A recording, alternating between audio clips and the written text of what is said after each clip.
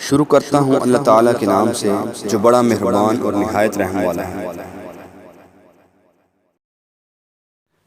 حضرت ابو ہریرہ رضی اللہ تعالیٰ عنہ بیان کرتے ہیں کہ رسول اللہ صلی اللہ علیہ وآلہ وسلم نے ارشاد فرمایا، جب تم جنت کے باغوں کے پاس سے گزرو تو کچھ کھا پی لیا کرو۔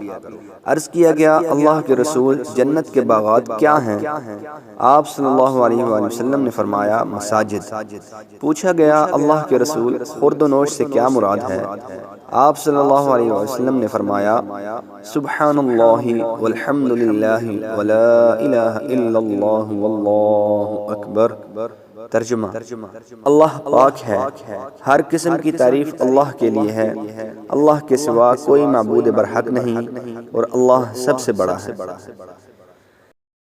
حضرت عبداللہ بن عمر رضی اللہ تعالیٰ عنہما بیان کرتے ہیں، مدینہ میں پیدا ہونے والا ایک شخص فوت ہو گیا تو حضور صلی اللہ علیہ وآلہ وسلم نے اس کی نماز جنازہ پڑھ کر فرمایا، کاش کہ یہ اپنی جائے پیدائش کے علاوہ کسی اور جگہ فوت ہوتا۔ صحابہ نے عرض کیا، اللہ کے رسول، کس لیے؟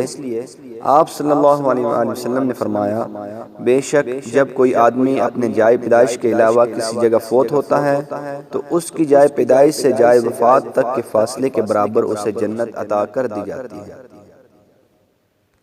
سے گزارش کرتا ہوں کہ اس حدیث مبارکہ کو یاد کر لیں اور اپنے دوستوں کے ساتھ اس حدیث مبارکہ کو شیئر کریں۔ آپ سب بھائیوں کا شکریہ۔